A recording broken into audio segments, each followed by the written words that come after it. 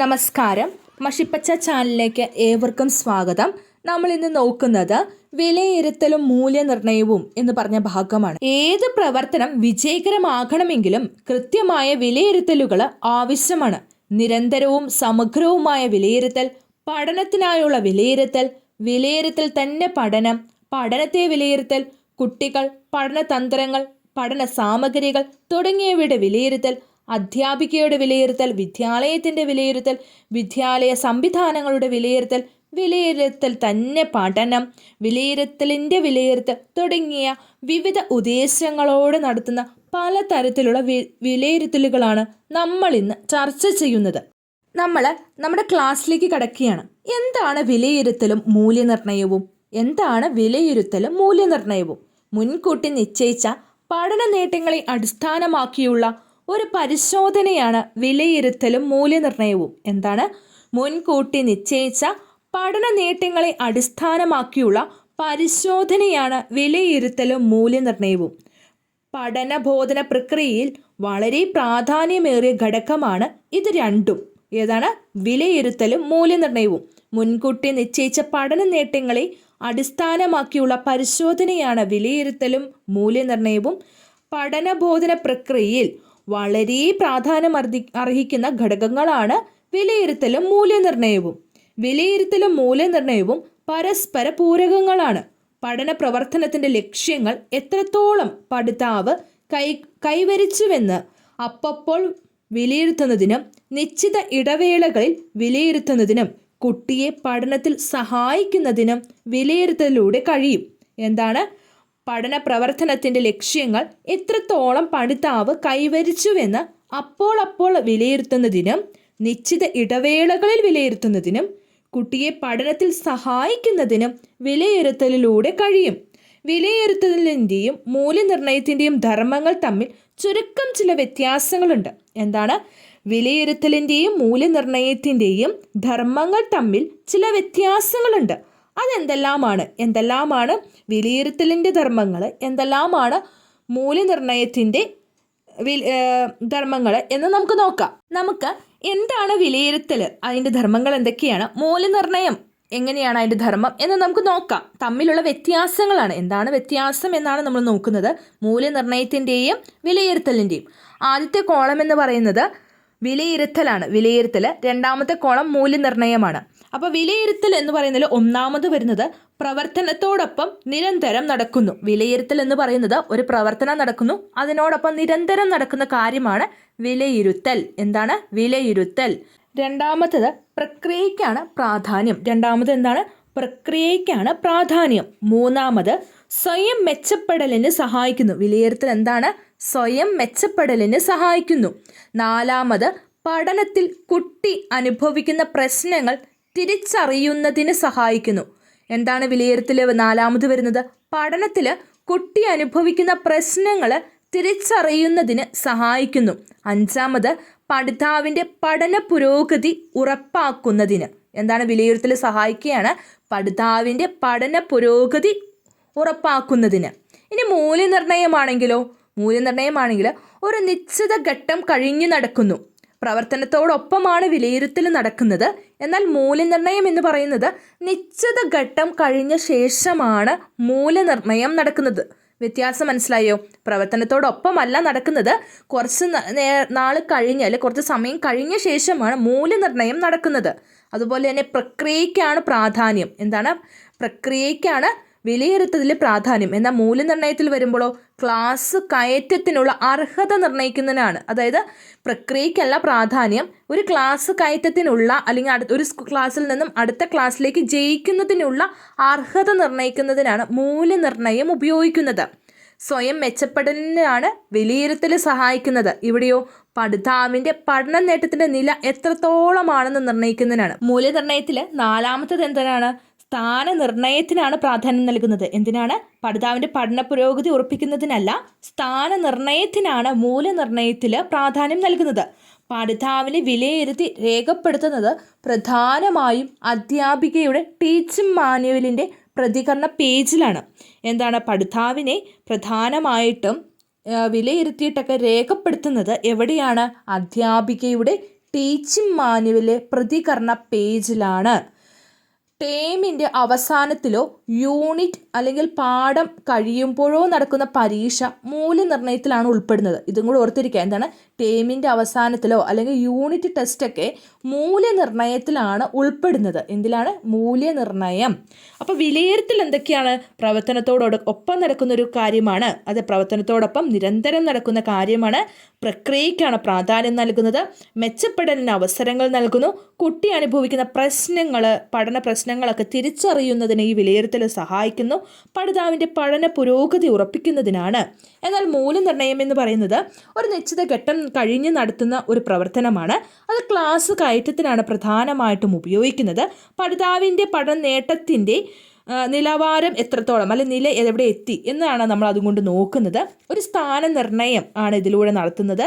പഠിതാവിനെ വിലയിരുത്തി രേഖപ്പെടുത്തുന്നത് പ്രധാനമായും അധ്യാപികയുടെ ടീച്ചിങ് മാനുവലിലെ പഠന പ്രതികരണ പേജിലാണ്. ടേമിൻ്റെ അവസാനത്തിലോ യൂണിറ്റ് ടെസ്റ്റുകളൊക്കെ നടത്തുന്നത് എന്താണ്? മൂല്യനിർണ്ണയത്തിലാണ് ഉൾപ്പെടുന്നത്. ഇത്രയും കാര്യങ്ങൾ മനസ്സിലായി എന്ന് വിശ്വസിക്കുന്നു. നമുക്കിനി വിലയിരുത്തലിലൂടെ ഏതൊക്കെ വിലയിരുത്തലുകളുണ്ട്, വിലയിരുത്തലുകൾ എങ്ങനെയാണ് എന്നൊക്കെ നമുക്ക് നോക്കാം. നമ്മൾ വിലയിരുത്തലും മൂല്യനിർണ്ണയവും തമ്മിൽ ചെറിയ ധർമ്മപരമായിട്ടുള്ള വ്യത്യാസങ്ങൾ ഉണ്ട് എന്ന് കണ്ടെത്തി. ഇനി നമുക്ക് വിലയിരുത്തൽ എങ്ങനെയാണ്, മൂല്യനിർണ്ണയങ്ങൾ എങ്ങനെയാണ് എന്നാണ് നോക്കുന്നതെന്നും പറഞ്ഞു. അപ്പോൾ വിലയിരുത്തൽ ഉൾപ്പെടുന്നത് എന്താണ് എന്നാണ് നമ്മൾ നോക്കുന്നത്. മുൻകൂട്ടി നിശ്ചയിച്ച പഠന നേട്ടങ്ങളെ അടിസ്ഥാനപ്പെടുത്തിയുള്ള പരിശോധനയാണ് വിലയിരുത്തൽ. പഠന പ്രക്രിയയുമായി ഇഴചേർന്ന് നിൽക്കുന്നതാണ് വിലയിരുത്തൽ. കുട്ടിക്ക് പഠന നേട്ടം ആർജിക്കുന്നതിന് നിരന്തരവും സമഗ്രവുമായ വിലയിരുത്തൽ ആവശ്യമാണ്. പഠനവും വിലയിരുത്തലും തമ്മിലുള്ള ബന്ധം പരിഗണിക്കുമ്പോൾ വിലയിരുത്തൽ പ്രക്രിയയ്ക്ക് 3 തലങ്ങളുള്ളതായിട്ട് കാണാൻ കഴിയും. എന്താണ് വിലയിരുത്തൽ? 3 തലങ്ങളാണുള്ളത്. ഈ വിലയിരുത്തൽ എന്താണെന്ന് ചോദിച്ചാൽ എന്താണ്? മുൻകൂട്ടി നിശ്ചയിച്ച പഠന നേട്ടങ്ങളെ അടിസ്ഥാനമാക്കിയുള്ള പരിശോധനയാണ് വിലയിരുത്തൽ. അതിന് 3 തലങ്ങളുണ്ട്. എത്രയാണ്? 3 തലങ്ങളുണ്ട്. അപ്പോൾ ആ 3 തലങ്ങൾ ഏതാണ്? ഒന്ന് പഠനത്തിനായുള്ള വിലയിരുത്തൽ. ഒന്നെന്താണ്? പഠനത്തിനായുള്ള വിലയിരുത്തൽ. 2 വിലയിരുത്തൽ തന്നെ പഠനം. രണ്ടെന്താണ്? വിലയിരുത്തൽ തന്നെ പഠനം. പഠനത്തെ വിലയിരുത്തൽ. എന്താണ്? പഠനത്തെ വിലയിരുത്തൽ. Assessment for learning, assessment as a learning, assessment of learning. പഠനത്തിനായുള്ള വിലയിരുത്തൽ, വിലയിരുത്തൽ തന്നെ പഠനം, പഠനത്തെ വിലയിരുത്തൽ. ഏതൊക്കെയാണ്? ഒന്ന് പഠനത്തിനായുള്ള വിലയിരുത്തൽ. എന്താണ് പഠനത്തിനായുള്ള വിലയിരുത്തൽ എന്ന് നോക്കാം. പഠനത്തിനായുള്ള വിലയിരുത്തൽ എന്ന് പറയുന്നത് assessment for learning. Assessment for learning. പഠനം നടക്കുന്ന സമയത്ത് അതിൻ്റെ ഫലപ്രാപ്തിക്കായി വിലയിരുത്തൽ നടത്തണം. അതായത് ഒരു പഠനം നടക്കുന്ന സമയത്ത് അതിൻ്റെ ഫലപ്രാപ്തിക്കായിട്ട് വിലയിരുത്തൽ നടത്തണം. അധ്യാപികയും സഹപാഠികളും പഠനത്തെ മുന്നോട്ട് നയിക്കുമ്പോൾ അത്തരം വിലയിരുത്തൽ നടത്തേണ്ടതുണ്ട്. വിലയിരുത്തലിൻ്റെ അടിസ്ഥാനത്തിൽ അധ്യാപികയും സഹപാഠികളും നൽകുന്ന സഹായങ്ങളും ഫീൽഡ് ബാക്കുകളും പഠനത്തിനായുള്ള വിലയിരുത്തലിൻ്റെ ഭാഗമാണ്. എന്താണ്? സഹപാഠികളും അധ്യാപകരും ആ പഠിക്കണ സമയത്ത് നൽകുന്ന സഹായങ്ങളും ഫീൽഡ് ബാക്കും ഒക്കെയാണ് പഠനത്തിനായുള്ള വിലയിരുത്തൽ എന്ന് പറയുന്നത്. പഠിപ്പിച്ചുകൊണ്ടിരിക്കുമ്പോൾ വിലയിരുത്തുക. നമ്മളിപ്പോൾ ഒരു കാര്യം പഠിപ്പിച്ചുകൊണ്ടിരിക്കുന്നു, അത് നിങ്ങൾക്ക് മനസ്സിലായോ അല്ലെ കുട്ടികൾക്ക് മനസ്സിലായോ എന്നൊക്കെ നമ്മൾ ഉറപ്പിക്കുന്നതിനെയാണ് പഠനത്തിനായുള്ള വിലയിരുത്തൽ. പഠനം നടക്കുന്നതിനോടൊപ്പം നടക്കുന്നതാണ് പഠനത്തിനായുള്ള വിലയിരുത്തൽ. പഠനം നടക്കുന്ന സമയത്ത് അതിൻ്റെ ഫലപ്രാപ്തിക്കായി വിലയിരുത്തൽ നടത്തണം. അധ്യാപികയും സഹപാഠികളും പഠനത്തെ മുന്നോട്ട് നയിക്കുമ്പോൾ അത്തരം വിലയിരുത്തൽ നടത്തേണ്ടതുണ്ട്. പഠനത്തിൻ്റെ അടിസ്ഥാനത്തിൽ അധ്യാപികയും സഹപാഠികളും നടത്തുന്ന സഹായങ്ങളും ഫീഡ്ബാക്കുകളുമാണ് പഠനത്തിനായുള്ള വിലയിരുത്തൽ എന്ന് പറയുന്നത്. പഠനം നടക്കുമ്പോൾ ആ പഠനം കുട്ടികളിൽ എത്തിയോ എന്ന് അപ്പം തന്നെ നമ്മൾ നോക്കുന്നതിനെയാണ് പഠനത്തിനായുള്ള വിലയിരുത്തൽ എന്ന് പറയുന്നത്. ഇനി നമുക്ക് വിലയിരുത്തൽ തന്നെ പഠനം എന്താണെന്ന് നോക്കാം. നമ്മൾ ആദ്യം നോക്കിയത് എന്താണ്? പഠനത്തിനായുള്ള വിലയിരുത്തൽ. അസസ്മെൻറ്റ് ഫോർ ലേണിംഗ് ആണ്. അസസ്മെൻറ്റ് ഫോർ ലേണിംഗ് ആണ് പഠനത്തിനായുള്ള വിലയിരുത്തൽ. കുട്ടി ഒരു കാര്യം പഠിക്കുന്നു, ആ പഠിക്കുന്നതിൽ കുട്ടിക്ക് എന്തെങ്കിലും സംശയമുണ്ടോ, പഠിപ്പിച്ച കാര്യങ്ങൾ മനസ്സിലായോ എന്നാണ് നമ്മൾ ആദ്യം നോക്കിയത്. രണ്ടാമത് നോക്കുന്നത് വിലയിരുത്തൽ തന്നെ പഠനം. വിലയിരുത്തൽ തന്നെ പഠനം. Assessment as learning. Assessment as learning. Assessment as learning എന്ന് പറഞ്ഞാൽ എന്താണ്? തൻ്റെ പഠനത്തെ സ്വയം വിമർശനാത്മകമായി പരിശോധിക്കുമ്പോൾ ഒരു കുട്ടി തൻ്റെ കഴിവുകളും പരിമിതികളും തിരിച്ചറിയുന്ന പ്രക്രിയയാണിത്. സ്വയം വിലയിരുത്തലിലൂടെ നടക്കുന്ന തിരുത്തൽ പ്രക്രിയയും പഠനം തന്നെയാണ്. അതായത് സ്വയം വിലയിരുത്തുക, പരസ്പരം വിലയിരുത്തുക തുടങ്ങിയ കാര്യം, അതായത് സ്വയം തെറ്റുകൾ കണ്ടെത്തി കുട്ടി അത് പരിഹരിച്ച് വീണ്ടും ആ കാര്യം പഠിക്കുന്നതിനെയാണ് വിലയിരുത്തൽ തന്നെ പഠനം. കുട്ടി സ്വയം വിലയിരുത്തുകയാണ്, ഞാൻ എന്തെല്ലാം കാര്യങ്ങൾ പഠിച്ചു, എനിക്കിനി എന്തൊക്കെ പഠിക്കാനുണ്ട്, എന്തൊക്കെ കാര്യങ്ങളാണ് എൻ്റെ പഠനത്തിൽ തിരുത്തേണ്ടത് തുടങ്ങിയ കാര്യം കുട്ടി സ്വയം ചെയ്യുന്നതിനെയാണ് വിലയിരുത്തൽ തന്നെ പഠനം എന്ന് പറയുന്നത്. വിലയിരുത്തൽ തന്നെ പഠനത്തിൽ എന്തൊക്കെ വരുന്നുണ്ട്? സ്വയം വിലയിരുത്തലുകളാണ് പ്രധാനമായിട്ടും നടക്കുന്നത്. എന്താണ്? വിലയിരുത്തൽ തന്നെ പഠനത്തിലാണ് സ്വയം വിലയിരുത്തലുകൾ വരുന്നത്. ആദ്യത്തെ എന്താണ്? പഠനത്തിനായുള്ള വിലയിരുത്തൽ. അത് പഠനം നടക്കുന്ന സമയത്ത് ടീച്ചർ അല്ലെങ്കിൽ സഹപാഠികൾ കുട്ടികളെ സഹായിച്ച് ഒരു വലിയൊരു അറിവിലേക്ക് കുട്ടിയെ നയിക്കുന്നു. രണ്ടാമത് സ്വയം ഒരു ബോധ്യമുണ്ടായി സ്വയം പഠിക്കുന്നു, സ്വയം തിരുത്തുന്നു. അതാണ് വിലയിരുത്തൽ തന്നെ പഠനം എന്ന് പറയുന്നത്. ഇത്തരം വിലയിരുത്തൽ ഫലപ്രാപ്തിക്കായുള്ള പഠനം ഉറപ്പുവരുത്തും എന്നാണ് പറയുന്നത്. ഇത്തരത്തിലുള്ള വിലയിരുത്തലുകളൊക്കെ ഫലപ്രാപ്തിക്കുള്ള പഠനം ഉറപ്പാക്കും എന്നാണ് പറയുന്നത്. നമ്മൾ വിലയിരുത്തലിലൂടെയാണ് പോകുന്നത്. വിലയിരുത്തൽ എന്ന് പറയുന്നത് മുൻകൂട്ടി നിശ്ചയിച്ച പഠന നേട്ടങ്ങളെ അടിസ്ഥാനമാക്കിയുള്ള പരിശോധനയാണ്. ആ പരിശോധനയ്ക്ക് 3 തലങ്ങളുണ്ട്. ഒന്ന് പഠനത്തിനായുള്ള വിലയിരുത്തൽ, വിലയിരുത്തൽ തന്നെ പഠനം, പഠനത്തെ വിലയിരുത്തൽ. നമ്മൾ ആദ്യം പറഞ്ഞതാണ് പഠനത്തിനായുള്ള വിലയിരുത്തൽ. പഠനത്തിനായുള്ള വിലയിരുത്തൽ പഠിക്കുന്ന സമയത്താണ് ആ വിലയിരുത്തൽ നടക്കുന്നത് എന്ന് പറഞ്ഞു. രണ്ടാമത് വിലയിരുത്തൽ തന്നെയാണ് പഠനം. വിലയിരുത്തുന്നത് ആരാണ്? ഒരു കുട്ടി സ്വയമാണ് വിലയിരുത്തുന്നത്. അവൻ്റെ കുറവുകളും അവൻ്റെ നേട്ടങ്ങളും അവൻ തന്നെ വിലയിരുത്തുന്നതാണ് വിലയിരുത്തൽ തന്നെ പഠനം എന്ന് പറയുന്നത്. മൂന്നാമത്തത് പഠനത്തെയാണ് വിലയിരുത്തുന്നത്. മൂന്നാമത് എന്താണ്? പഠനത്തെ വിലയിരുത്തൽ. പഠനത്തെ വിലയിരുത്തൽ, പഠനത്തെയാണ് വിലയിരുത്തുന്നത്. അപ്പം തന്നെ നമുക്ക് കാര്യങ്ങൾ മനസ്സിലാവുന്നുണ്ട് അല്ലേ? പഠനത്തിനായുള്ള വിലയിരുത്തൽ, പഠനത്തിനായുള്ള വിലയിരുത്തൽ, വിലയിരുത്തൽ തന്നെ പഠനം, പഠനത്തെ വിലയിരുത്തൽ. Assessment for learning, assessment as learning, assessment of learning. അപ്പോൾ ഇത്രയും കാര്യങ്ങൾ മനസ്സിലായോ? അപ്പം മൂന്നാമത്തത് എന്താണെന്ന് നമുക്കൊന്ന് നോക്കാം. ഒരു നിശ്ചിത കാലയളവിലെ ആ കാലയളവൊക്കെ ശ്രദ്ധിക്കുക. ഒരു നിശ്ചിത കാലയളവിലെ പഠനത്തിന് ശേഷം കുട്ടിയുടെ പഠന നിലവാരം അളക്കുന്ന രീതിയാണിത്. അതായത് ഒരു കുറച്ച് നാൾ കുട്ടി പഠിച്ചു കഴിഞ്ഞിട്ട് കുട്ടി എന്തെല്ലാം കാര്യങ്ങൾ, എന്തെല്ലാം പഠന നേട്ടങ്ങൾ നേടിയെന്ന് അളക്കുന്നതിനെയാണ് പഠനത്തെ വിലയിരുത്തൽ എന്ന് പറയുന്നത്. ഒരു നിശ്ചിത കാലയളവിലെ പഠനത്തിന് ശേഷം കുട്ടിയുടെ പഠന നിലവാരം അളക്കുന്ന രീതിയാണിത്. അതായത് നമ്മുടെ ഓണപ്പരീക്ഷകൾ, ക്രിസ്മസ് പരീക്ഷകൾ, യൂണിറ്റ് ടെസ്റ്റ്, ക്ലാസ് ടെസ്റ്റ്, ഇതെല്ലാം വരുന്നത് എന്താണ്? നമ്മുടെ പഠനത്തെ വിലയിരുത്തലാണ്. പഠനത്തെ വിലയിരുത്തലാണ്. ഒരു നിശ്ചിത കാലയളവിലെ പഠനത്തിനു ശേഷം കുട്ടിയുടെ പഠന നിലവാരം അളക്കുന്ന രീതിയാണിത്. പഠന പ്രക്രിയയിലൂടെ ഓരോ പഠിതാവിനും ലഭിച്ച പഠനനേട്ടം മനസ്സിലാക്കാൻ ഇതിലൂടെ കഴിയുന്നു. ഇങ്ങനെ ലഭിക്കുന്ന ഫീഡ്ബാക്ക് അധ്യാപികയ്ക്ക് തൻ്റെ പഠനതന്ത്രത്തെയും പഠന സാമഗ്രികളെയും വിലയിരുത്താനും അവസരം ഒരുക്കുന്നു. രക്ഷിതാക്കൾക്കും സമൂഹത്തിനും പഠനകാര്യത്തിൽ സഹായിക്കാൻ സുതാര്യമായ വിലയിരുത്തലിലൂടെ സഹായിക്കുന്നു. നമ്മളിപ്പോൾ പറഞ്ഞത് വിലയിരുത്തലും മൂല്യനിർണ്ണയവും എന്താണ് എന്നാണ്. അതിൽ വിലയിരുത്തൽ എന്ന് പറഞ്ഞാൽ എന്താണ് എന്ന് പറഞ്ഞു. ആ വിലയിരുത്തലിന് 3 തലങ്ങളുണ്ടെന്ന് പറഞ്ഞു. ആ 3 തലം ഏതാണെന്നും പറഞ്ഞു. ഇനി നമുക്ക് ഈ വിലയിരുത്തലിന് ശേഷം നമ്മൾ പറഞ്ഞൊരു കാര്യം എന്താണ്? നമ്മൾ പഠനത്തെ വിലയിരുത്തും അല്ലേ? പഠനത്തെ വിലയിരുത്തുമ്പോൾ ആ കാര്യത്തിൽ ഉണ്ടാകുന്ന ആ വിലയിരുത്തൽ നമ്മൾ നമ്മുടെ രക്ഷിതാക്കളെയും സമൂഹത്തെയൊക്കെ അറിയിക്കും. ഈ അറിയിക്കുന്നതിന് അല്ലെങ്കിൽ ഈ കാര്യം എങ്ങനെയാണ് കണ്ടെത്തുന്നത്? നമ്മളൊരു പരീക്ഷകളോ അല്ലെങ്കിൽ മറ്റെന്തെങ്കിലും കാര്യങ്ങൾ, മൂല്യനിർണ്ണയങ്ങളൊക്കെ നടത്തിയിട്ടാണ് ഈ വിലയിരുത്തൽ നടത്തുന്നത്. അതിന് പലതരത്തിലുള്ള വിലയിരുത്തലുകൾ അല്ലെങ്കിൽ പലതരത്തിലുള്ള മൂല്യനിർണ്ണയങ്ങളൊക്കെ നടത്തുന്നുണ്ട്. അത് ഏതാണെന്ന് നോക്കാം. വിവിധ വിലയിരുത്തൽ സമ്പ്രദായങ്ങളെക്കുറിച്ച് നമുക്ക് നോക്കാം. ഏതാണ്? വിവിധ തരത്തിലുള്ള വിലയിരുത്തൽ സമ്പ്രദായങ്ങൾ ഏതെല്ലാമാണ് എന്നാണ് നമ്മൾ നോക്കുന്നത്. നമ്മൾ ആദ്യം നോക്കുന്നത് പരിമാണക വിലയിരുത്തൽ അഥവാ ക്വാണ്ടിറ്റേറ്റീവ് അസസ്മെൻറ്റ് എന്നതാണ്. എന്താണ് ക്വാണ്ടിറ്റേറ്റീവ് അസസ്മെൻറ്റ്? ഇതിൽ എണ്ണം സൂചിപ്പിക്കുക, അല്ലെങ്കിൽ കൃത്യമായിട്ട് എണ്ണം ഉണ്ടാകുക, കൃത്യമായൊരു മാർക്ക് നിശ്ചയിക്കുക, അളന്ന് തൂക്കി രേഖപ്പെടുത്താനായിട്ടൊക്കെ സാധിക്കുന്ന കാര്യങ്ങൾ ഉൾപ്പെടുന്നത് ഇതിലാണ്. ഇതിൽ പ്രധാനമായിട്ടും പറയുന്നത് കുട്ടികളുടെ പ്രകടനവുമായി ബന്ധപ്പെട്ട സ്കോറുകൾക്കും എണ്ണത്തിനും പ്രാധാന്യം കൊടുക്കുന്ന രീതിയാണിത്. എന്താണ് പരിമാണക വിലയിരുത്തലിൽ വരുന്നത്? കുട്ടികളുടെ പ്രകടനവുമായി ബന്ധപ്പെട്ട് എണ്ണത്തിനും സ്കോറിനൊക്കെ പ്രാധാന്യം കൊടുക്കുന്നത് ഇതിലാണ്. സർവേ, ഇൻ്റർവ്യൂ, ചോദ്യാവലി തുടങ്ങിയ രീതികൾ ഇതിൽ ഉൾപ്പെടുന്നതുമുണ്ട്. കൂടുതൽ വസ്തുനിഷ്ഠത ഇത്തരം വിലയിരുത്തലുകൾക്കുണ്ട്. കൂടുതൽ വസ്തുനിഷ്ഠതയുള്ളത് ഏതിനാണ്? പരിമാണക വിലയിരുത്തലിനാണ്. ആഴത്തിലുള്ള ഒരു വിലയിരുത്തൽ രീതി എന്ന് തന്നെ ഇതിന് പറയാം. എന്നാൽ ആഴത്തിലുള്ള ഒരു വിലയിരുത്തലിന് ഈ രീതി പലപ്പോഴും സഹായകമല്ല. എന്താണ്, കുട്ടിയെ കൃത്യമായിട്ട് മനസ്സിലാക്കുന്നതിന് ഈ രീതി സഹായകമല്ല. ഇതിൻ്റെ ദോഷവശങ്ങളാട്ടോ പറയുന്നത്. പരിമാണക വിലയിരുത്തലിൻ്റെ അതുപോലെ തന്നെ കൂടുതൽ സമയമെടുക്കുന്നു എന്ന് പറയുന്നതും ഇതിൻ്റെ ഒരു കോട്ടമായിട്ടാണ് പറയുന്നത്. കൂടുതൽ സമയമെടുക്കുന്നു, ആഴത്തിൽ ഇതുകൊണ്ട് വിലയിരുത്താനായിട്ട് സാധിക്കുന്നില്ല എന്നാണ് പറയുന്നത്. ഗുണാത്മക വിലയിരുത്തൽ രണ്ടാമത് വരുന്നത് ഏതാണ്? ഗുണാത്മക വിലയിരുത്തൽ അഥവാ ക്വാളിറ്റേറ്റീവ് എന്ന് പറയും.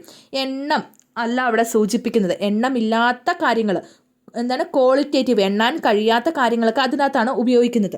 കുട്ടികളുടെ ശേഷികളും നൈപുണ്യങ്ങളും ആഴത്തിൽ അളക്കുന്ന ഗുണാത്മക വിലയിരുത്തലിന് സാധിക്കുന്നു. കുട്ടികളുടെ ശേഷികളും നൈപുണ്യങ്ങളും ഒക്കെ അളക്കുന്നത് ഗുണാത്മക വിലയിരുത്തലിലാണ്.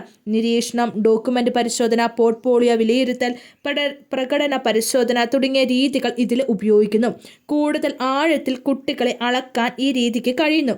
കുട്ടികളുടെ പ്രകടനവുമായി ബന്ധപ്പെട്ട മറ്റു സ്കോറുകൾക്കും പ്രാധാന്യമില്ല. സ്റ്റാറ്റിക്സ് പോലുള്ള സംഗീതങ്ങൾ ഉപയോഗിക്കുന്നില്ല. പരിമാണക രീതിയേക്കാൾ സമയം കുറച്ച് മതി എന്നത് ഇതിൻ്റെ മേന്മയാണ്. നമ്മൾ പരിമാണകവും ഗുണാത്മകവുമായിട്ടുള്ള വിലയിരുത്തൽ അതിൻ്റെ രീതിയെക്കുറിച്ചാണ് നമ്മൾ പറഞ്ഞത്. അതിന് രണ്ടിനും വരുന്ന ദോഷങ്ങളും ഗുണങ്ങളും എന്താണെന്ന് നോക്കി. ഇനി നമുക്ക് വിലയിരുത്തൽ എന്നാൽ എന്തെല്ലാം രീതിയിലാണ് ഈ വിലയിരുത്തൽ നടത്തുന്നത് എന്ന് നോക്കാം. നമ്മൾ ആദ്യം തന്നെ നോക്കുന്നത് നിരന്തര വിലയിരുത്തൽ. എന്താണ് നിരന്തര വിലയിരുത്തൽ എന്നതാണ്. നിരന്തര വിലയിരുത്തൽ, കണ്ടിന്യൂസ് അസസ്മെൻറ്റ് എന്താണ് എന്നാണ് നോക്കുന്നത്.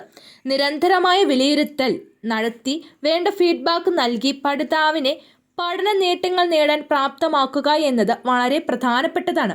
നിരന്തരമായിട്ട് വിലയിരുത്തൽ നടത്തിയിട്ട് എന്തെല്ലാം പോരായ്മകളാണെന്ന് കണ്ടെത്തി അതിനുവേണ്ടി ആ കുട്ടിയെ സഹായിച്ച് അവനെ പഠന നേട്ടത്തിലേക്ക് എത്തിക്കുക എന്നതാണ് പ്രധാനം.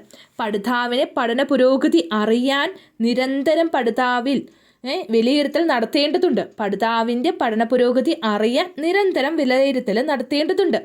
ഓരോ പഠന പ്രവർത്തനവുമായി ബന്ധപ്പെട്ടും വിലയിരുത്തൽ നടത്തണം. അധ്യാപികയ്ക്കും സഹപാഠികൾക്കും ഇക്കാര്യത്തിൽ പ്രധാന പങ്കുണ്ട്. ആർക്കൊക്കെ പങ്കുണ്ട് വിലയിരുത്തലിൽ?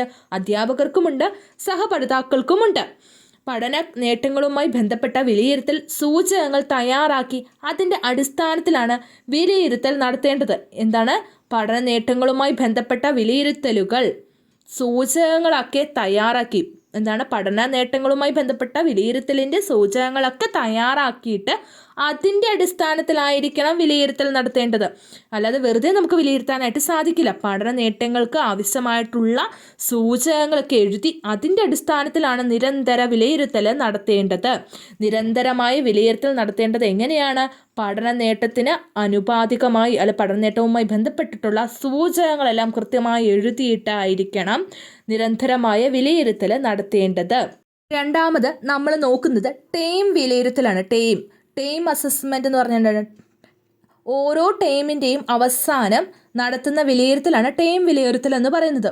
ഒരു ടേമിൽ വിവിധ വിഷയങ്ങളായി നടത്തേണ്ട വിവിധ പഠന നേട്ടങ്ങൾ എത്രമാത്രം കൈവരിക്കാൻ കഴിഞ്ഞിട്ടുണ്ട് എന്നതാണ് ഇതിലൂടെ വിലയിരുത്തുന്നത്. ഓരോ ടേമിൻ്റെയും അവസാനം നടത്തുന്ന വിലയിരുത്തലാണ് ടേം വിലയിരുത്തൽ. ടേം വിലയിരുത്തൽ എന്ന് പറയുന്നത് ആ പേരിൽ തന്നെ ഉണ്ട്. അത് നമുക്ക് പെട്ടെന്ന് കിട്ടുമെന്ന് ഓർക്കുന്നു. ഒരു ടേമിൽ വിവിധ വിഷയങ്ങൾക്കായിട്ട് നേടേണ്ട വിവിധ പഠന നേട്ടങ്ങൾ പഠിതാക്കൾക്ക് എത്രമാത്രം കൈവരിക്കാൻ കഴിഞ്ഞിട്ടുണ്ട് എന്നതാണ് ഇതിലൂടെ വിലയിരുത്തുന്നത്. നമുക്കിപ്പോൾ ഓണപ്പരീക്ഷ എടുക്കാം. ഓണപ്പരീക്ഷ ഒരു ടൈമിലാണല്ലോ നടത്തുന്നത്. ആ സമയത്ത് ഏതെല്ലാം വിഷയങ്ങളുണ്ടോ ആ വിഷയങ്ങൾക്കൊക്കെ എത്രമാത്രം കുട്ടി പഠിച്ചു, ആ പഠന നേട്ടത്തിലേക്ക് കുട്ടി എത്തി എന്ന് നോക്കുന്നതാണ് ടൈം വിലയിരുത്തൽ എന്ന് പറയുന്നത്.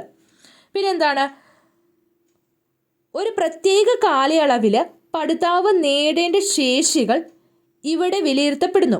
ഇതിലെന്താണ് ചെയ്യുന്നത്? ഒരു പ്രത്യേക കാലയളവിലേക്ക് ഒരു പഠിതാവ് നേടേണ്ട ശേഷികളൊക്കെയാണ് ഒറ്റയടിക്ക് അങ്ങ് വിലയിരുത്തുകയാണ് നമ്മൾ ഈ ടേം വിലയിരുത്തൽ ചെയ്യുന്നത്. നിരന്തര വിലയിരുത്തലിൻ്റെ ഭാഗമായിട്ട് നൽകിയ ഫീഡ്ബാക്കുകളുടെ ഫലം വിലയിരുത്താനും ടേം വിലയിരുത്തലിലൂടെ സാധിക്കും. അതായത് നിരന്തര വിലയിരുത്തലിൽ നമ്മൾ കുറേ കാര്യങ്ങളൊക്കെ കുട്ടിക്ക് തിരുത്തി കൊടുത്തിട്ടുണ്ടല്ലേ. ആ തിരുത്തിയ കാര്യങ്ങളൊക്കെ ടേം വിലയിരുത്തലിൽ അവൻ വീണ്ടും അതൊക്കെ ഉപയോഗിച്ച് അവൻ മറന്നു പോകാതെ വീണ്ടും അതൊക്കെ ഓർത്ത് അവന് വളരാനായിട്ട് സാധിച്ചിട്ടുണ്ടോ എന്ന് വിലയിരുത്തുന്നത് എപ്പോഴാണ്? ഈ ടേം വിലയിരുത്തലിലാണ് നമ്മൾ നോക്കുന്നത്. ടേം വിലയിരുത്തൽ നടത്തുന്നത് ഒരു പരീക്ഷയുടെ രീതിയിലാണ്. ടേം വിലയിരുത്തൽ ഓണപ്പരീക്ഷയൊക്കെ ഒരു പരീക്ഷ പോലെയാണ് നടത്തുന്നത്. പഠിതാവിൻ്റെ പ്രകടനത്തിൻ്റെ അടിസ്ഥാനത്തിൽ അവരെ പല ഗ്രേഡുകളിൽ ഉൾപ്പെടുത്തുന്നു. അറിയാലോ, നമ്മൾ ഓണപ്പരീക്ഷ കഴിഞ്ഞ് കഴിയുമ്പോൾ നമ്മൾ ഓരോ ഗ്രേഡുകൾ പഠിതാക്കൾക്ക് നൽകാറുണ്ട്. പഠിതാക്കളുടെ പ്രകടനത്തിൻ്റെ അടിസ്ഥാനത്തിൽ അവരെ പല ഗ്രേഡുകളിൽ ഉൾപ്പെടുത്തുന്നു. പഠനബോധന പ്രവർത്തനങ്ങളുടെ ഫലപ്രാപ്തി അളക്കാനും ഇതിലൂടെ കഴിയുന്നു. അതായത് നമ്മൾ പരീക്ഷ കഴിഞ്ഞ് കുട്ടിക്ക് എ ആണോ ബി ആണോ സി ആണോ എന്നൊക്കെ നമ്മൾ ഗ്രേഡുകൾ നൽകി അങ്ങനെ അവൻ ഏത് നിലവാരത്തിലെത്തി എന്ന് നമ്മൾ അളക്കുന്നു. 2007 KCF പറയുന്നത് നിരന്തര വിലയിരുത്തലും ടേം വിലയിരുത്തലും പരസ്പര ബന്ധിതവും പരസ്പര പൂരകവുമായിരിക്കണമെന്നാണ്. എന്താണ് 2007 KCF കേരള കരിക്കുലം ഫ്രെയിംവർക്ക് പറയുന്നത് നിരന്തര വിലയിരുത്തലും ടേം വിലയിരുത്തലും പരസ്പരം ബന്ധിതവും പരസ്പര പൂരകവുമായിരിക്കണമെന്നാണ് പറയുന്നത്. അതും കൂടെ ഓർത്തിരിക്കുക. ഇനി നമുക്ക് എന്താണ് സെൽഫ് അസസ്മെൻറ്റ് അഥവാ സ്വയം വിലയിരുത്തൽ എന്ന് നോക്കാം. സ്വയം വിലയിരുത്തൽ നിങ്ങൾക്കത് വായിക്കാൻ പറ്റുന്നുണ്ടെന്ന് ഞാൻ വിശ്വസിക്കുന്നു. ഞാൻ വായിച്ചു തരാം കേട്ടോ കൃത്യമായിട്ട്. സാമൂഹിക ജ്ഞാന നിർമ്മിതിവാദത്തിൻ്റെ അടിസ്ഥാനത്തിലുള്ള അറിവ് നിർമ്മാണ അധിഷ്ഠിതമായ ഒരു ക്ലാസ്സിൽ പഠിതാവിനെ ശരിയായ ദിശയിൽ നയിക്കാൻ പലതരത്തിലുള്ള വിലയിരുത്തലുകൾ ആവശ്യമാണ്. എന്താണ്? ഒരു സാമൂഹിക നിർമ്മിതിവാദത്തിൻ്റെ അടിസ്ഥാനത്തിലുള്ള ക്ലാസ്സുകളിൽ അറിവ് നിർമ്മാണത്തിൽ അധിഷ്ഠിതമായിട്ടാണ് ആ ക്ലാസ് പ്രവർത്തിക്കുന്നതെങ്കിൽ ആ പഠിതാവിന് ശരിയായ ദിശയിലേക്ക് നയിക്കാനായിട്ട് പലതരത്തിലുള്ള വിലയിരുത്തലുകളൊക്കെ ആവശ്യമാണ്. പഠന നേട്ടം പൂർണ്ണമായിട്ട് ആർജിക്കാൻ പഠിതാവ് പഠന പ്രവർത്തനത്തെ സ്വയം വിലയിരുത്തുന്നത് ആവശ്യമാണ്. അല്ലേ? പഠനം പൂർണ്ണമായിട്ട് ആർജിക്കണമെങ്കിൽ പഠിതാവ് പഠന പ്രവർത്തനത്തെ സ്വയം ഒന്ന് വിലയിരുത്തണം. അല്ലേ? അവൻ എന്തെല്ലാം കാര്യങ്ങൾ ചെയ്തു, എന്തെല്ലാം കാര്യങ്ങൾ ചെയ്യാൻ കഴിഞ്ഞില്ല എന്ന് ആ പഠിതാവ് സ്വയം ഒന്ന് വിലയിരുത്തണം. അതാണ് ആവശ്യം, ഏറ്റവും വലിയ ആവശ്യം. പഠന പ്രവർത്തനത്തിൻ്റെ ഭാഗമായി രൂപപ്പെടുന്ന ഉൽപ്പന്നവും വിലയിരുത്തേണ്ടതുണ്ട്. എന്താണ്? പഠന പ്രവർത്തനത്തിൻ്റെ ഭാഗമായിട്ട് രൂപപ്പെടുന്ന ഉൽപ്പന്നങ്ങളും വിലയിരുത്തുന്നുണ്ട്.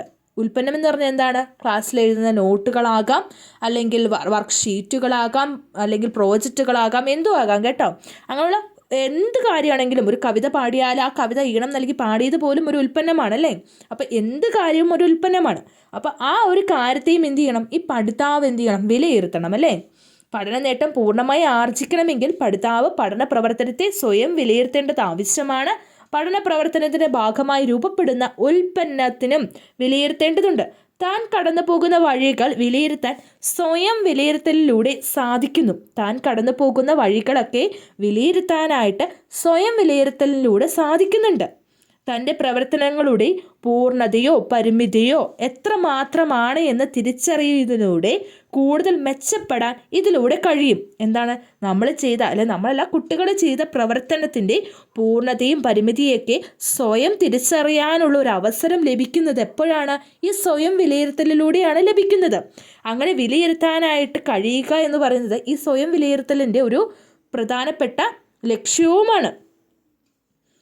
ചെക്ക് ലിസ്റ്റ്, റേറ്റിംഗ് സ്കെയിലൊക്കെ ഇതിലാണ് ഉപയോഗിക്കുന്നത്. നമ്മുടെ പാഠപുസ്തകത്തിൻ്റെയൊക്കെ പുറകിൽ ചില കാര്യങ്ങൾ ചെയ്തില്ലേ എന്നൊക്കെ ചോദിച്ചിട്ട് നമ്മൾ ഈ സയൻസിൻ്റെയൊക്കെ പുറകിൽ എല്ലാ സബ്ജക്റ്റിൻ്റെ മാത്സിൻ്റെയൊക്കെ പുറകിൽ ഇങ്ങനെ ടിക്ക് ഇടാനായിട്ടൊരു കോളമുണ്ട്, ശ്രദ്ധിച്ചിട്ടുണ്ടോ?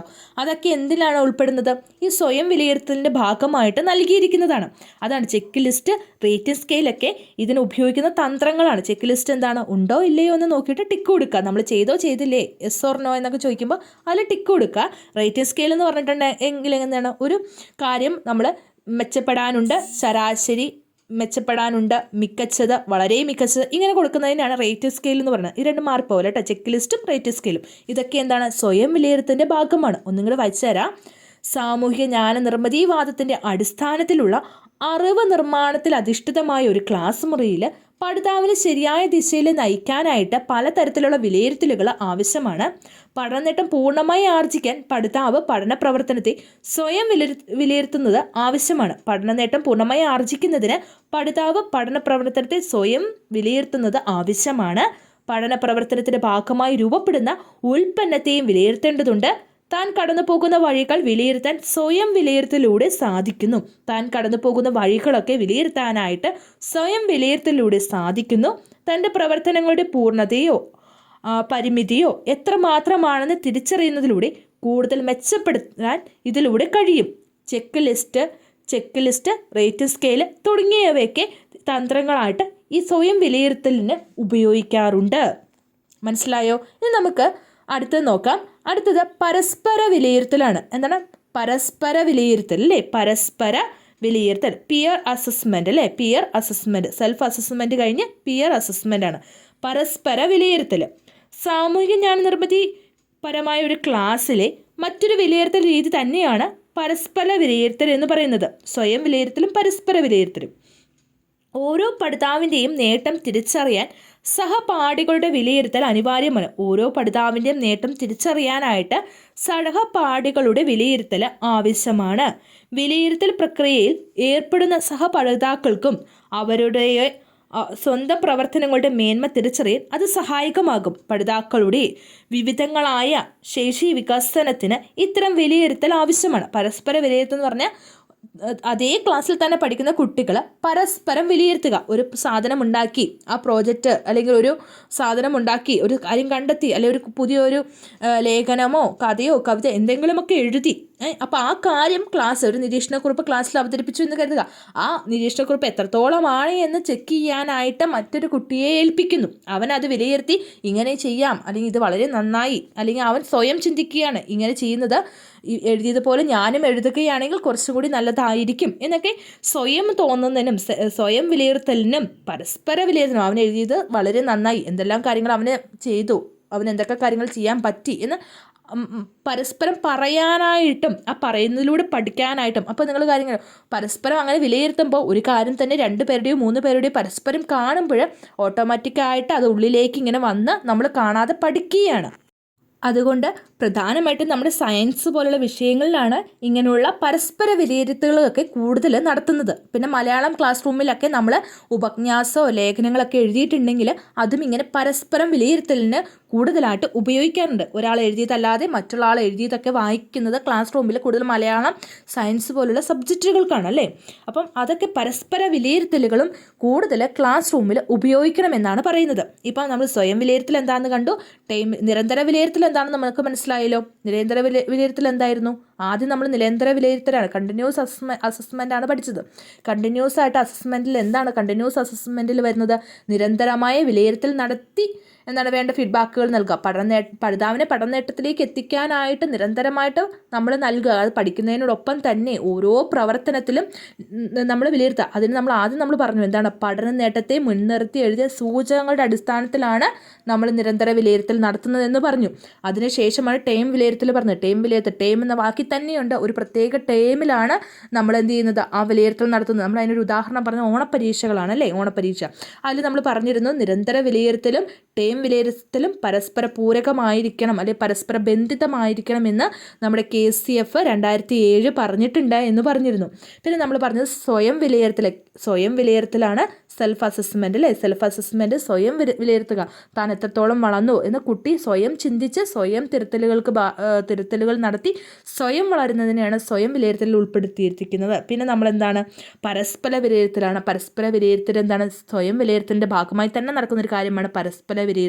തൻ്റെ ക്ലാസ്സിലെ സ്വന്തം സഹപാഠികളുടെ കാര്യങ്ങൾ നോക്കി അതിൽ നിന്നും കാര്യങ്ങൾ ഉൾക്കൊണ്ട് സ്വയം പഠിക്കുന്നതിനെയാണ് അല്ലെങ്കിൽ സ്വയം തിരുത്താനായിട്ട് അവനെ സഹായിക്കുന്നതാണ് പരസ്പര വിലയിരുത്തൽ എന്ന് പറഞ്ഞു. ഇനി നമുക്ക് ബാഹ്യ വിലയിരുത്തൽ നോക്കാം. ബാഹ്യ വിലയിരുത്തൽ അഥവാ എക്സ്റ്റേണൽ അസസ്മെൻ്റ് എന്ന് പറഞ്ഞാൽ പഠിതാക്കളുടെ പഠനവുമായി ബന്ധപ്പെട്ട് ബന്ധമില്ലാത്തൊരു ബാഹ്യ ഏജൻസി നടത്തുന്ന വിലയിരുത്തലാണിത്. പൊതുപരീക്ഷകൾ ബാഹ്യ വിലയിരുത്തലിൻ്റെ പരിധിയിൽപ്പെടുന്നു. നമ്മുടെ SLC പരീക്ഷയൊക്കെ ഇല്ലേ, ബോർഡ് നടത്തുന്ന പരീക്ഷ, അതൊക്കെയാണ് കേട്ടോ ഇതിനകത്ത് ഉൾപ്പെടുന്നത്. ഇത്തരം വിലയിരുത്തൽ നടത്തുന്നത് പഠന പ്രവർത്തനങ്ങളുമായി ബന്ധപ്പെട്ട് ബന്ധമുള്ള അധ്യാപകർ അല്ല, ഒരു സ്കൂളിലെ തന്നെ പഠിതാക്കളുടെ പഠനവുമായി ബന്ധമില്ലാത്ത മറ്റ് അധ്യാപകർ നടത്തുന്ന വിലയിരുത്തലായാലും അത് ബാഹ്യ വിലയിരുത്തലിൻ്റെ പരിധിയിൽ വരും. ഉന്നത വിദ്യാഭ്യാസത്തിൻ്റെ യോഗ്യത തീരുമാനിക്കുന്നത് ബാഹ്യ വിലയിരുത്തലിന് ആവശ്യമാണ്. മനസ്സിലായോ? നമ്മുടെ SLC പരീക്ഷ, +2 പരീക്ഷ, ഇതൊക്കെ ഒരു ബോർഡാണല്ലോ നടത്തുന്നത്. അതാണ് ഇവിടെ പറയുന്നത്. അതാണ് ബാഹ്യ വിലയിരുത്തൽ എന്ന്. ബാഹ്യ വിലയിരുത്തൽ, അതായത് നമ്മുടെ സ്കൂളിൽ നിന്നോ നമ്മുടെ സ്കൂളുമായി ബന്ധമില്ലാത്ത ഒരു ഏജൻസി പുറത്തു നിന്നോ നമ്മൾക്ക് വേണ്ടിയിട്ട് വിലയിരുത്തൽ നടത്തുന്നു. ഇതിനാണ് ബാഹ്യ വിലയിരുത്തൽ എന്ന് പറയുന്നത്. അപ്പോൾ നമ്മൾ ഇപ്പോൾ എന്തൊക്കെ പഠിച്ചു? നിരന്തര വിലയിരുത്തൽ 1, 2 ടേം വിലയിരുത്തൽ, 3 സ്വയം വിലയിരുത്തൽ, 4 പരസ്പര വിലയിരുത്തൽ, 5 ബാഹ്യ വിലയിരുത്തൽ.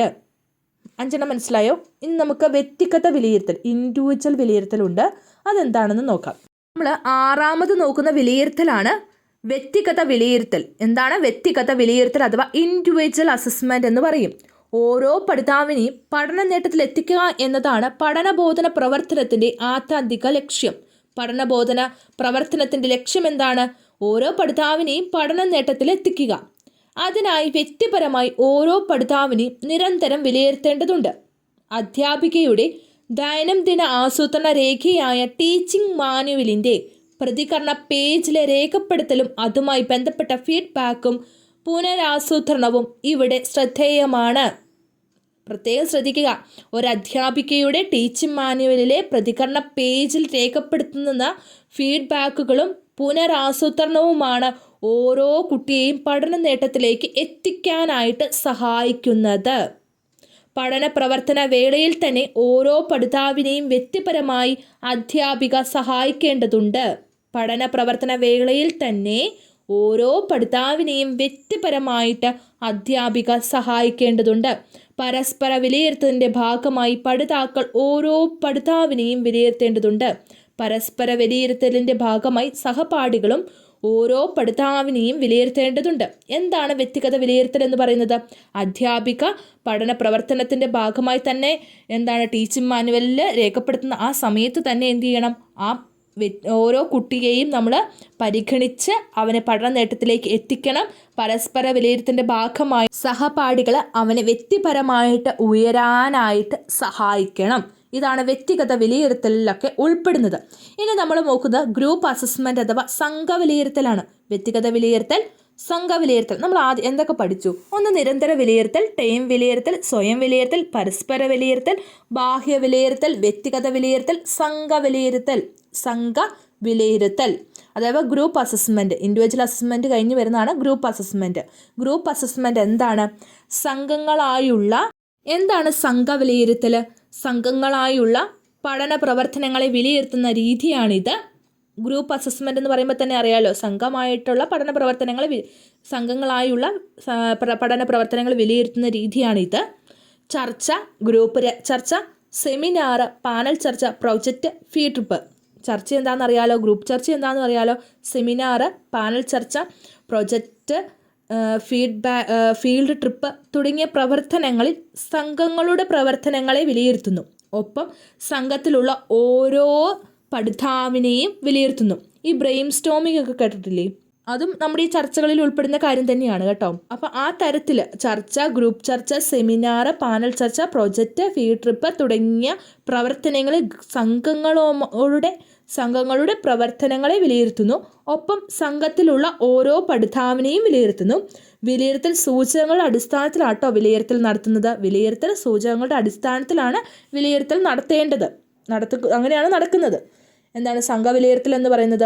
സംഘങ്ങളായിട്ടുള്ള പ്രവർത്തനങ്ങളിൽ വിലയിരുത്തുന്നു. ഈ സംഘങ്ങളായിട്ടുള്ള പ്രവർത്തനങ്ങൾ എന്തൊക്കെയാണെന്ന് ചോദിച്ചാൽ ചർച്ചകളാണ്. എല്ലാ ചർച്ചകളും, ചർച്ച, ഗ്രൂപ്പ് ചർച്ച, സെമിനാർ, പാനൽ ചർച്ച, project, brain storming, field trip, ഇങ്ങനെ സംഘമായിട്ട് പോകുന്ന എല്ലാ കാര്യങ്ങളും എന്താണ്?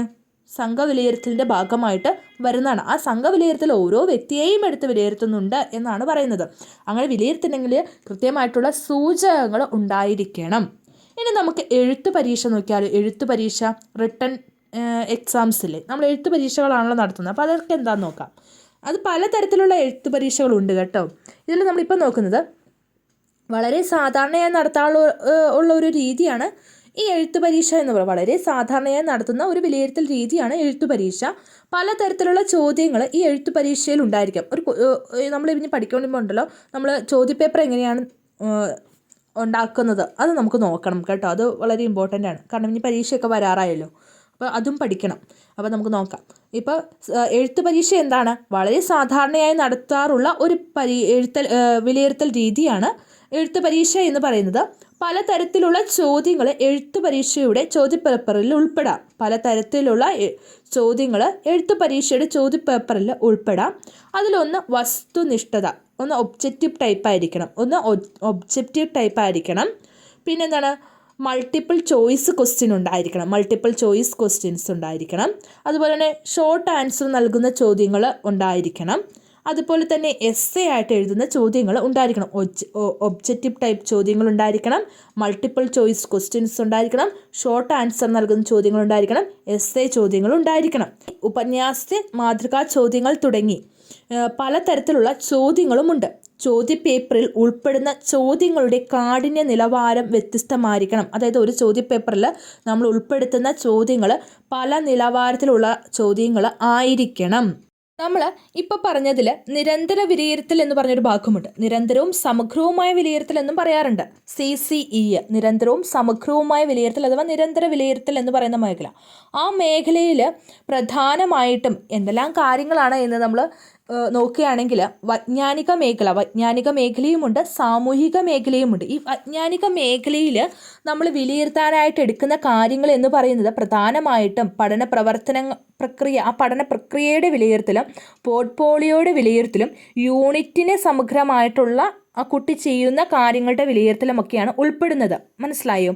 നിരന്തര വിലയിരുത്തലിൽ CC എന്ന് പറഞ്ഞതിൽ പ്രധാനമായിട്ടും എടുക്കുന്നത് പഠന പ്രക്രിയയുടെ ഒരു വിലയിരുത്തലും അതുപോലെ തന്നെ അവനുണ്ടാക്കുന്ന ആ പോർട്ട്ഫോളിയോ പോലെയുള്ള കാര്യങ്ങളുടെ വിലയിരുത്തലും പിന്നെ യൂണിറ്റ് തലത്തിൽ വരുന്ന കാര്യങ്ങളൊക്കെയാണ് ഉൾപ്പെടുന്നത്.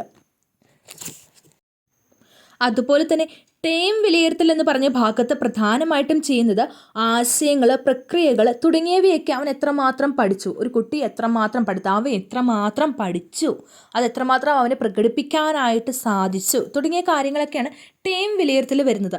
ഇതേപോലെ തന്നെ ഈ നമ്മുടെ CC നിരന്തരവും സമഗ്രവുമായ വിലയിരുത്തൽ അഥവാ നമ്മുടെ നിരന്തര വിലയിരുത്തലിൽ സാമൂഹിക വൈകാരിക മേഖലയുണ്ട്. സാമൂഹിക വൈകാരിക മേഖലയിൽ പ്രധാനമായിട്ടും നോക്കുന്നത് ആശയവിനിമയം, സമൂഹമായിട്ടുള്ള ബന്ധം എങ്ങനെയാണ് അതാണ് നോക്കുന്നത്.